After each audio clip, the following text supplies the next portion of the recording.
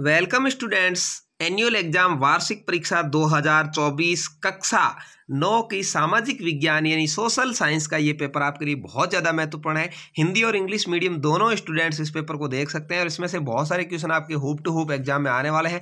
आप सभी का जो सामाजिक का पेपर है वो 13 अप्रैल को होने वाला है, तो हुप टू हुप इसमें से क्वेश्चन आपके छपेंगे। आप जरूर देख लीजिएगा और वीडियो को लाइक शेयर करिएगा। चैनल पर पहली बार आए तो सब्सक्राइब जरूर करिएगा। इस पेपर को पूरा देखने वाला स्टूडेंट 100% पेपर इसमें से आपके छपने वाला है। बहुत ज़्यादा फायदेमंद आप रहने वाले हैं। आप चाहें तो टेलीग्राम ग्रुप का लिंक डिस्क्रिप्शन में है, ज्वाइन कर सकते हैं, जहां पर आपको इस पेपर की पीडीएफ भी मिल जाएगी। तो चलिए यहाँ पर सबसे पहले सामाजिक विज्ञान का पेपर का पहला क्वेश्चन देखते हैं। निम्न प्रश्नों का उत्तर सही विकल्प का उत्तर पुस्तिका में लिखना है। फ्रांस की महिलाओं को कब मताधिकार प्राप्त हुआ था? तो इसका सही जवाब आपके हो जाएगा 1946। वैसे 1944 में हो गया था, लेकिन यहाँ पर ऑप्शन में 1946 है, इसलिए इसी को सही मानना है, नहीं तो 1944 आए तो वो सही होगा। द सोशल कॉन्ट्रैक्ट नामक पुस्तक के रचयिता कौन है? तो द सोशल कॉन्ट्रैक्ट पुस्तक है वो रूसो ने लिखी है। किसने लिखी है भाई? रूसो ने लिखी है। ए आपका यहाँ पर राइट आंसर हो जाएगा दूसरे क्वेश्चन में। पहले में डी आपका राइट आंसर था। अगला है, विश्वव्यापी आर्थिक मंदी का सबसे पुराना प्रभाव किस देश की अर्थव्यवस्था पर पड़ा है? तो यह सबसे ज्यादा प्रभाव था वो अमेरिका पर पड़ा था। किस पर पड़ा था भाई? विश्वव्यापी आर्थिक मंदी 1919 में आई थी, पहला विश्व युद्ध समाप्त होने के समय, और सबसे ज्यादा प्रभाव अमेरिका पर पड़ा। यहाँ पर आपका बी राइट आंसर हो जाएगा। अगला क्वेश्चन पूछा है, भारत में सबसे अधिक जनसंख्या वाला राज्य कौन सा है? सबसे अधिक जनसंख्या है वो यूपी उत्तर प्रदेश में है। सी आपका यहाँ पर राइट आंसर है। धुरी देश नहीं था, यानी जब विश्व युद्ध हुआ था तो संसार था, विश्व था, वो दो देशों में, दो भागों में बंट गया था, धुरी राष्ट्र और मित्र राष्ट्र। तो आपको इसमें से बताना है धुरी देश कौन सा नहीं था। तो फ्रांस धुरी देश नहीं था, ये मित्र राष्ट्र के साथ था। जर्मनी, इटली और जापान ये सभी धुरी देश थे। ठीक है। अगला है, जर्मनी की मुद्रा का नाम क्या है? तो जर्मनी की मुद्रा का नाम जर्मन मार्क है। क्या है? जर्मन मार्क है। यहाँ पर मार्क लिखा है, यही राइट आंसर है। जर्मन मार्क लिखा हुआ है तो भी सही है। वर्साय की संधि कब की गई थी? तो ये वर्साय की जो संधि है वो 28 जून 1919 को हुई थी। डी यहाँ पर आपका राइट आंसर है। कब हुई भाई? 28 जून 1919 को। ठीक है। अगला है, भारतीय संसद में कितने सदन है? तो भारतीय संसद में 2 सदन है, राज्यसभा और लोकसभा। ठीक है। राज्यसभा स्थायी सदन है जिसको उच्च सदन भी कहते हैं, और निम्न सदन लोकसभा है जो अस्थायी सदन है। भारत में विधि संशोधन कौन कर सकता है? तो भारत के अंदर जो कानून का अंदर चेंज करने का है वो काम संसद करती है। कौन करती है भाई? संसद करती है। डी यहाँ पर आपका राइट आंसर होगा। ठीक है। अगला क्वेश्चन आया है, निजी संपत्ति के विरोधी कौन थे? तो निजी संपत्ति का जो विरोध करने वाले थे वो कौन थे भाई? समाजवादी थे, सोशलिस्ट थे। बी यहाँ पर आपका राइट आंसर होगा। उन्होंने कहा था कि किसी व्यक्ति के पास में निजी संपत्ति नहीं होनी चाहिए, सारी संपत्ति सार्वजनिक होनी चाहिए। इसके बाद में अगला है, रिक्त स्थानों की पूर्ति कीजिए। लोकतंत्र शासन का एक ऐसा रूप है जिसमें शासकों का चुनाव जनता करती है। कौन करती है भाई? जनता करती है। यहाँ पर आपको जनता भरना है। ठीक है। कच्चा माल और नकद पैसे को कार्यशील पूंजी कहा जाता है। क्या कहा जाता है? कार्यशील पूंजी। ठीक है। कार्यशील पूंजी, इस तरह से आपको भरना है। कच्चा माल और नकद पैसों को कार्यशील पूंजी कहते हैं। अगला है, वह भूभाग जो 3 तरफ समुद्र से घिरा हो प्रायद्वीप कहलाता है। क्या कहलाता है? प्रायद्वीप कहलाता है। भारत एक प्रायद्वीप का उदाहरण है, प्रायद्वीप। ठीक है। अगला है, भारत का संविधान कौन सी दिनांक को लागू हुआ? तो सभी को पता होगा, 26 जनवरी 1950 को। ठीक है। 26 जनवरी 1950 को भारत का संविधान लागू हुआ। वर्ष 1951 में भारत की साक्षरता दर कितने प्रतिशत थी? केवल 18%। कितनी? केवल 18% ही थी। वनों के लुप्त होने को सामान्यतः किसकी संज्ञा दी गई है? तो वन जो लुप्त हो जाते हैं उनको वन विनाश कहा जाता है। क्या कहा जाता है? वन विनाश की संज्ञा दी जाती है, वन विनाश। अगला पूछा है, जम्मू और कश्मीर की कौन सी झील भूगर्भीय क्रियाओं से बनी है? तो वूलर झील है। कौन सी झील है भाई? वूलर झील है जो भूगर्भीय क्रियाओं से बनी है। ठीक है। और इसमें झेलम नदी का पानी आता है। ये भी आपको पूछा जा सकता है, वूलर झील में कौन सी नदी से पानी मिलता है? तो झेलम नदी से पानी मिलता है, जम्मू और कश्मीर में स्थित है। अगला है, कर्क वृत्त के उत्तर में स्थित भाग को कैसा कटिबंधीय कहते हैं? तो इसको उष्ण कटिबंधीय कहा जाता है। क्या कहते हैं? उष्ण कटिबंधीय। उष्ण आपको इसके आगे भर देना है, उष्ण कटिबंधीय कहते हैं। तो ये आपके हो गए 8 क्वेश्चन रिक्त स्थान वाले और 10 क्वेश्चन ऑब्जेक्ट टाइप वाले। ठीक है। तो इस तरह से ये, तो अब आगे बढ़ेंगे। अगला है अति लघुत्रात्मक क्वेश्चन। ये 12 क्वेश्चन आएंगे। ऐसे 2 देशों के नाम लिखिए जहां बहुदलीय चुनाव होते हैं, यानी जिसमें एक से ज्यादा दल चुनाव में भाग ले सकते हैं। तो सबसे बढ़िया उदाहरण इसका कौन हो जाएगा? भारत, इसके अंदर बहुत सारे दल भाग लेते हैं। पाकिस्तान, इसके अंदर भी बहुत सारे दल भाग ले सकते हैं।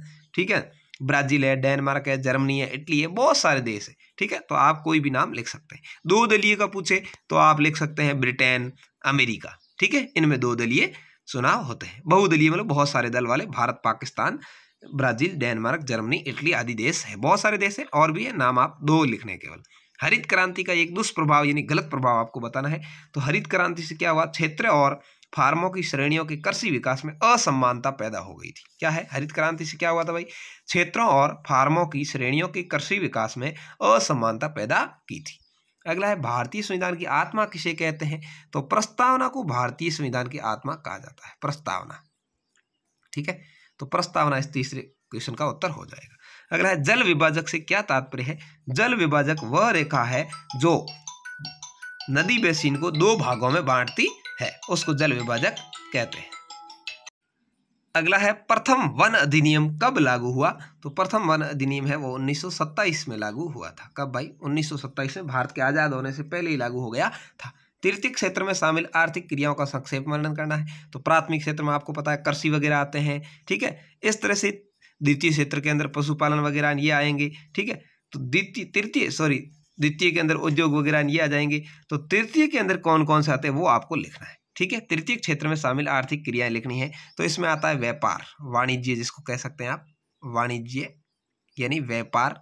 ठीक है, परिवहन के जो साधन है वो तृतीयक में आते हैं, यानी जिससे नकद पैसा बनता हो वो तृतीयक में आएंगे। स्वास्थ्य सेवाएं, ठीक है, ऐसे आप लिख सकते हैं। स्वास्थ्य सेवाएं, बैंकिंग, ठीक है ना, बैंक से संबंधित काम है वो, ये सभी तृतीयक में आते हैं। ठीक है, अगला है विश्व का सबसे बड़ा नदी द्वीप कौन सा है? बहुत ही महत्वपूर्ण क्वेश्चन है, वेरी इंपॉर्टेंट क्वेश्चन ही है आपका। विश्व का सबसे बड़ा नदी द्वीप है वो माजुली नदी द्वीप है। कौन सा है? माजुली है। ये असम, भारत के अंदर ही है, असम राज्य के अंदर, और ब्रह्मपुत्र नदी पर बना हुआ है। कौन सी नदी पर भाई? ब्रह्मपुत्र नदी पर। ब्रह्मपुत्र यानी विश्व का सबसे बड़ा नदी द्वीप है वो माजुली नदी द्वीप है, असम में है और ब्रह्मपुत्र नदी पर बना हुआ है। अगला है भारत में कौन से सामाजिक समूह निर्धनता के प्रति सर्वाधिक असुरक्षित है? यानी कौन से ऐसे सामाजिक समूह है जिसमें गरीबी के प्रति ये सर्वाधिक असुरक्षित है, इनकी स्थिति बहुत ज्यादा गरीब है। मेला ढोने वाले, कूड़ा उठाने वाले, झुग्गी में रहने वाले, सफाई कर्मचारी, ठीक है ना, इनकी स्थिति बहुत ज्यादा निर्धनता इनमें है। ठीक है, और इसके अलावा एकल अभिभावक का मतलब जिनके कोई संतान वगैरह नहीं है, ऐसे अभिभावक भी है, वो बुढ़े हो गए हैं तो गरीबी के अंदर जीवन यापन करते हैं। तो इस तरह से ये है। अगला है भारत में निर्धनता के कोई 2 प्रमुख कारण लिखिए, यानी भारत में गरीबी क्यों है? तो उसका मुख्य कारण है अशिक्षा। क्या है मुख्य कारण गरीबी का? अशिक्षा है। अत्यधिक जनसंख्या, ठीक है ना, क्योंकि गरीब होगा वो ज्यादा से ज्यादा जनसंख्या वृद्धि करेगा, उसके बहुत सारे बच्चे हो जाएंगे। देश का अल्प विकास, आय और व्यय का असमान वितरण, ये सभी कारण है। अगला है चुनाव का मुख्य उद्देश्य क्या है? तो चुनाव का मुख्य उद्देश्य है प्रतिनिधियों को चुनना। क्या है? चुनाव का मुख्य उद्देश्य है प्रतिनिधि चुनना है भाई। ठीक है, प्रतिनिधि चुनना है। ठीक है, प्रतिनिधि चुनना आप लिख देंगे इस तरह से। उपचुनाव क्या है? उपचुनाव मुख्य चुनाव के बाद में होने वाला चुनाव है। ये किसी जो प्रतिनिधि है उसके मृत्यु हो जाने अथवा त्याग पत्र दे देने पर करवाया जाता है। पश्चिमी चक्रवाती विक्षोभ क्या है? सर्दियों के मौसम में होने वाली अचानक वर्षा पश्चिमी चक्रवाती विक्षोभ कहलाती है। तो ये आपके क्वेश्चन हो गए। 12 क्वेश्चन थे जो अति लघुत्रात्मक थे। अब आपके खंड ब आता है, लघुत्रात्मक क्वेश्चन पूछे हैं। मासाई समुदाय के चारागाह उनसे क्यों छीन ली गई, कारण बताएं। निम्न पर संक्षिप्त टिप्पणी, ये आप सभी के लिए मोस्ट इंपॉर्टेंट क्वेश्चन है, मैं आपको बता देता हूं। आपको इनको हल कर लेना है और 13 अप्रैल की परीक्षा में आपके हुबहू मिलने वाले हैं।